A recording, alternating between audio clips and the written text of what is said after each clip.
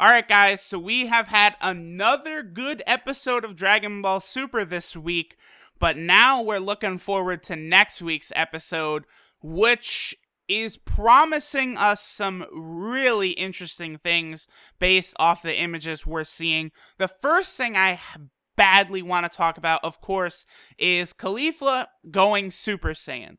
So here we finally see it. This officially would be the first time that we see a female Super Saiyan in Dragon Ball. This is cool. I really like CAULIFLA. I hope she doesn't job in the tournament. As in, I hope she's not, instantly fucking beaten up, beaten down, just tossed the fuck away. I really hope they don't actually rush through the tournament itself once the fighting begins, and I hope we get to see some interesting matchups. My fear with the Tournament of Power is that, the tournament will begin, and, Hit will run over to, Universe 2 or something, and he'll take out, 5 of their weakest fighters in, 2 seconds. That's what I don't want the tournament to start, and, instantly 50 warriors just get KO'd. I think that's what's going to happen because a lot of people are putting a lot of faith in the fact that, we've got 90 new character designs, all of these new characters we're going to get to see, and I am still questioning that. I want to see all of these new characters and these new character designs before I put that shit in stone. I think there's a very good chance we're only going to see glimpses of a bunch of characters, and then they're just instantly going to be fucking obliterated, and that's that. Now, based on what I'm seeing, it looks like CAULIFLA probably activates Super Saiyan relatively easy. It looks like she is really angry at Kabe, so he probably has her focus and channel that anger she has directed at him, and that allows her to go Super Saiyan. Now, we do see Kale creeping in the shadows.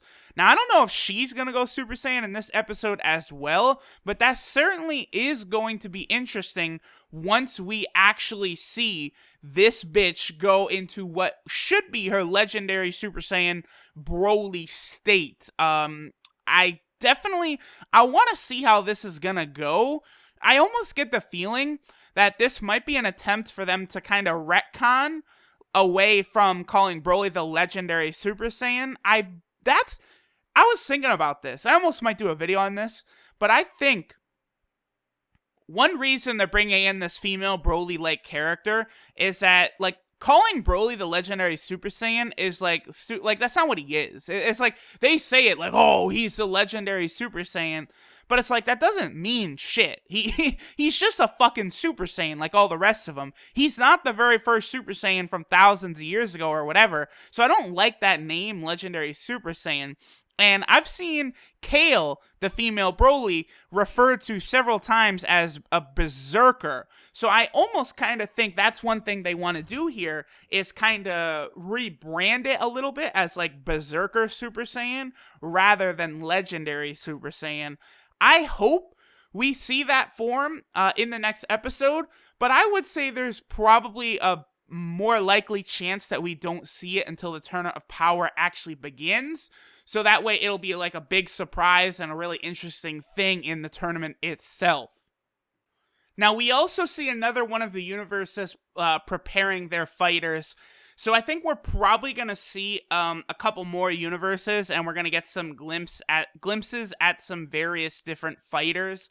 I don't think we're going to get a clear look at a lot of them. I think a lot of them are going to, be still maintained in shadow. But we're probably going to be introduced to quite a few more. Now, we do see a quick shot. It appears as though Master Roshi is still kind of fucking around with Puar as this sexy girl. Again, I mentioned it in my episode 91 review, but I really, really hope that Master Roshi learns how to fucking fly, because that's going to be really, really fucking bootleg if Master Roshi is I don't know, just tossing, he's perfect cell level of strength or whatever BS they're bringing him up to, and he's still not able to fly. That will just be ludicrous. Now, the last thing I want to talk about is the thing that has me actually really excited.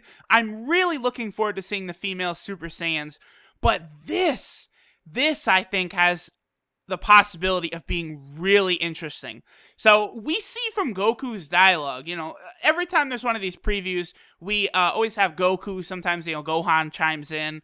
Goku is talking about what's going on, and he says, oh no, Boo won't wake up. What's this? Krillin and 18, you're quitting the tournament too. You don't want to be in the team too. The universe will be erased. This is oh no.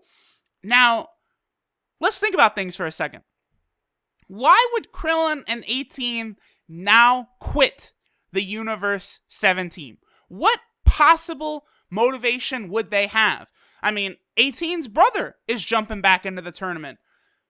Why would Krillin and 18 want to leave the team? I got the reason for you right here.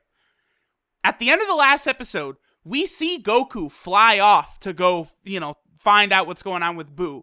Then, in this scene, we see Goku talking with everyone. We see Bulma, 18, Krillin, Piccolo, Tien, Vegeta, Gohan.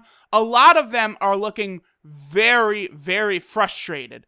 Now, what I think is going to happen here, I think this scene that we're seeing is Goku arriving back from Boo, it's not going to be on the team. It's done in stone. And I think this is where Goku is going to suggest that spoiler. The spoiler that Frieza is actually going to be the 10th member of the team and not Majin Buu. I think right here is where this is going to happen. Goku is going to come up with the idea. He's going to suggest it. And Krillin got fucking bodied by Frieza. Bad. And I think, Krillin has PTSD involving Frieza. We saw that when Frieza came back as Mecha Frieza with King Cold. Krillin is just very nervous about Frieza. Krillin is not going to want to deal with this shit. Again, we saw it in Dragon Ball Super. Krillin being very scared, even though he can body Frieza soldiers left and right. We know this as soon as he landed on Namek, way early in Dragon Ball Z. He was able to just crush Frieza soldiers with no regard. Then, infinitely later in Dragon Ball Super, he was scared to fight, Frieza soldiers. That's because of Frieza's presence. So I think Krillin and 18 are going to talk about not being on the tournament team because of Goku's suggestion that Frieza will be on the team. Krillin is going to be like, listen, dog, Goku, I got your back and all that. But if Frieza's going to be on the team, nah, it's not happening. I'm not going to be on the team also. Now, personally, I do think Krillin and 18 will be on the tournament team. I don't think they're actually going to quit. And I also do think Frieza is going to be that 10th member. So I think Goku or someone will find a way to finesse it. The funny enough thing, I can't know for sure, but I could see Vegeta almost really maybe not giving a fuck.